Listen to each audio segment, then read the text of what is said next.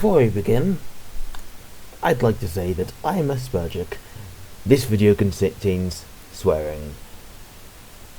If you get triggered, sorry.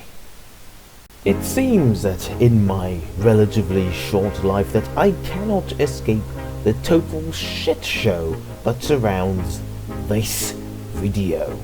Out of convenience, I'm assuming that everyone who's watching this video has watched that video. However, if you haven't, there's a link in the description just so you know what we're dealing with here.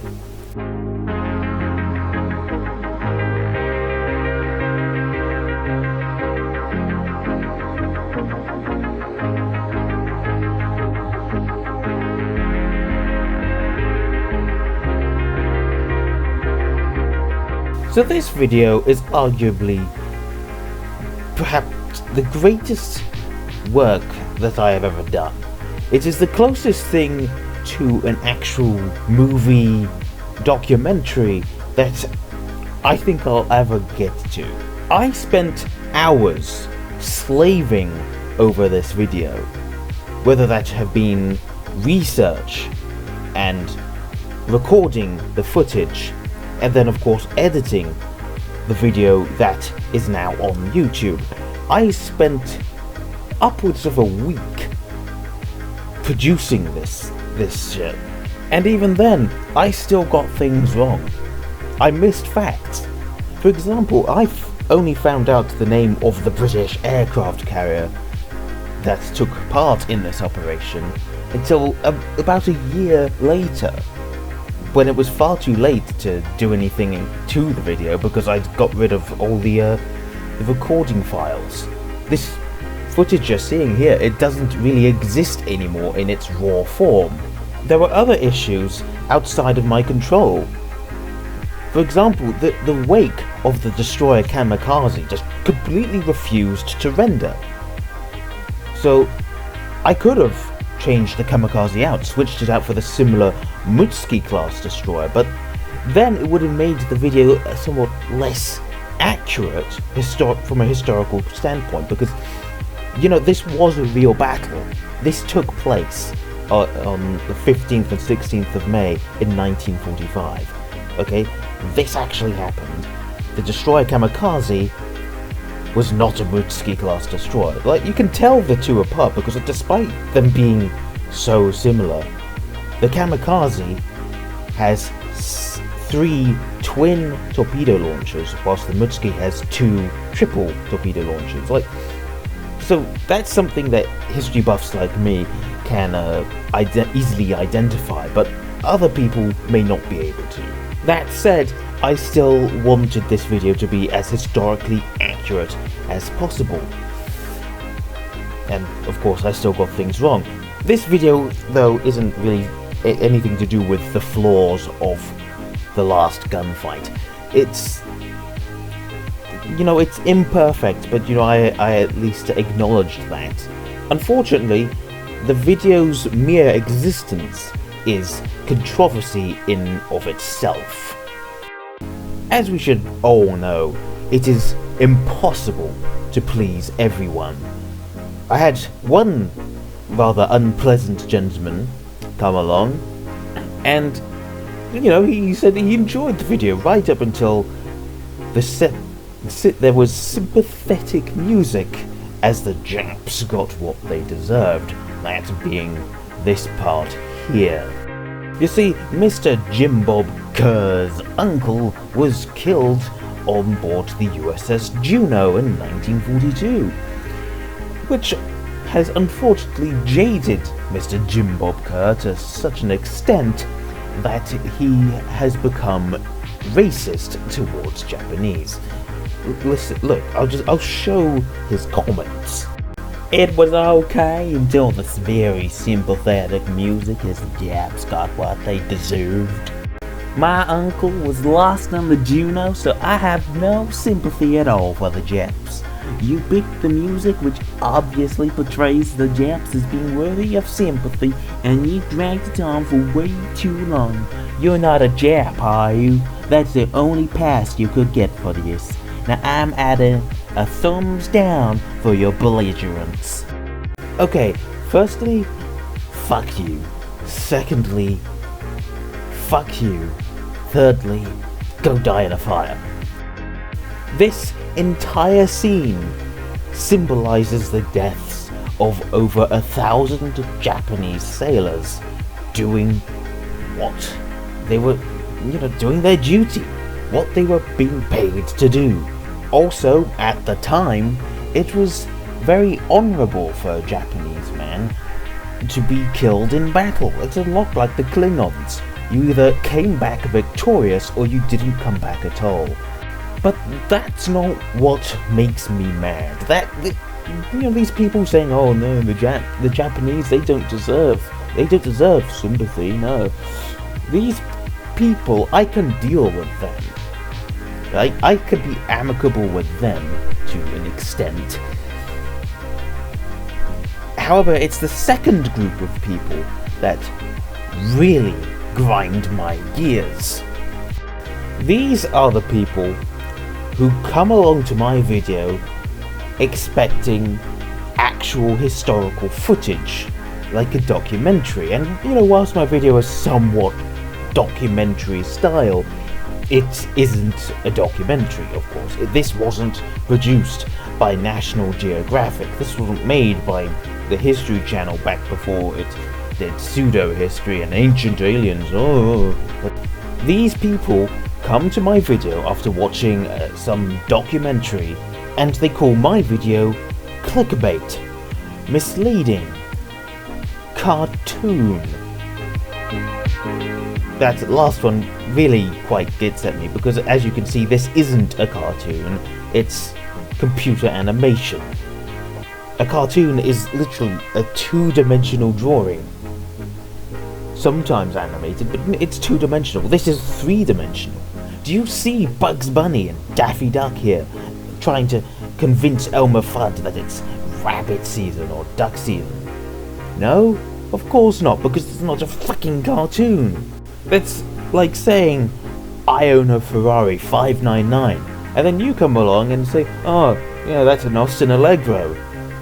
And whilst they're functionally similar, they're both forms of transportation, it's pretty insulting to have someone call their Ferrari 599 an Austin Allegro, which is nothing like a 599.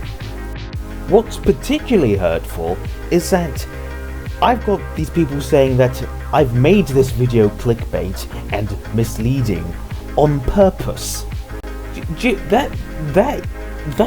That's worse than simply someone calling it a cartoon, because clickbait, well, this is an example of clickbait. You see, that is intentional clickbait. If my video is clickbait, then at the very most it's unintentionally clickbait. However, it's at the same time, it seems to be highlighting this problem that YouTube has. All these videos come from the Last Gunfight's recommended section. All of these videos you're seeing here are documentaries, copyrighted works made by TV channels that have been illegally uploaded to YouTube. People such as these two cocksuckers are coming to my video from these stolen documentaries, expecting my video to be more of the same, and when it's not more of the same, they get a little upset. They think that I'm misleading them because my video happens to be similar to one of these documentaries, even if only vaguely similar. I don't have any control over where this video pops up. It's not my fault that if you've just finished watching Death of the Japanese Navy, that my video appears in the recommended, because it's similar and you might enjoy it if you actually watch it, which our friend here decided not to. So therefore he has no right to judge my video. The only person who's misleading them is themselves. Because they're the ones watching these documentaries that aren't even supposed to be on YouTube and expecting every video they watch to be more of that. Some of them do come up with this genius solution to the problem. Just change the title of the video to reflect the fact that this video is not the video that they're looking for. However, that's a problem in of itself. You see, I made the last gunfight, Sinking of the Hoguro, on a game called Silent Hunter 3. That game is over a decade old, and it wasn't exactly the most well-known game at the time of its release either. Back in 2005. It fits into this really niche market of World War II submarine simulator. So there's no guarantee that changing the title of the video to Silent Hunter 3 Sinking of the Hoguro or SH3 The Last Gunfight or whatever, there's no guarantee that me putting that into the title isn't going to help matters, because these people who are watching these things, they're not necessarily going to know what Silent Hunter 3 is. They'll see SH3 or Silent Hunter 3 and they may well think it's part of some series, some documentary series from some country that they've never heard of.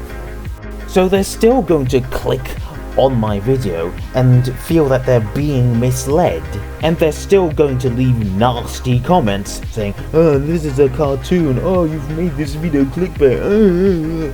The fact of the matter is I'm not the problem here. And these people who are coming to me, they're annoying, but they're not really the problem either. The problem is all these documentaries on YouTube that have been essentially stolen from their creators and uploaded to the website without the creators' permission. And they go to all these lengths to stop the videos from being flagged, to keep them on YouTube. I've seen videos that do something like this. They take the original resolution of the video and they make it smaller. They make it this tiny little window and then make it look like you're watching it in a cinema.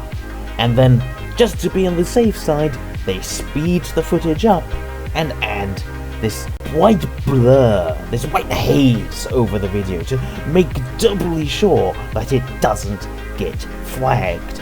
And it works. And that's the main threat to my video. It leads to imbeciles like this thinking that my video is clickbait and misleading, that I intentionally am trying to harm these illegal documentaries. And then they report my video as clickbait. Can you believe this? They would rather report me and my original content rather than a video that is copyrighted and illegally uploaded to YouTube. That is the threat here. That is the problem here. I implore YouTube to get rid of this scourge of illegally uploaded documentaries, because it's hurting my video. It's likely going to hurt other people's videos if they also happen to get matched up alongside these illegal documentaries. I am fed up of arguing my point to these people who think that they're in the right, who think that I'm just fed up of arguing with these people, calling my video clickbait. There are almost certainly people who have come to my video from these documentaries, and they may well have been a little disappointed. that it wasn't what they were expecting. But you know what?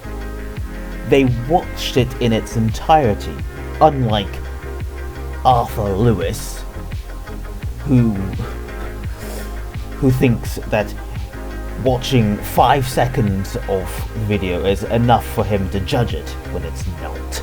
The people who watch this video in its entirety are far more likely to leave some actual constructive criticism rather than just saying, clickbait, misleading, reported. And in most of those cases, they actually end up enjoying the video. And they tell me, great job.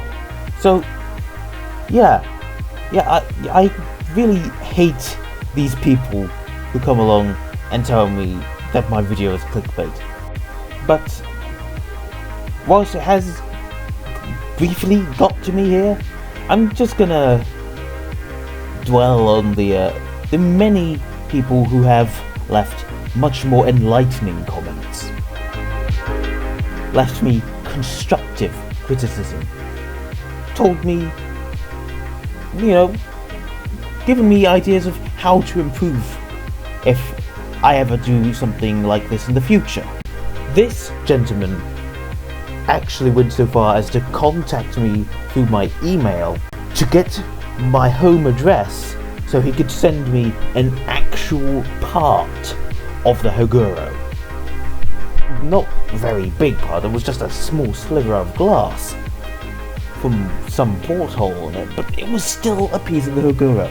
So yeah, the haters, they briefly got to me here, but I'm not gonna let them get to me again, because I've got all these people who enjoyed my work and have actually defended it, and I'd much rather think of them than think of these prats.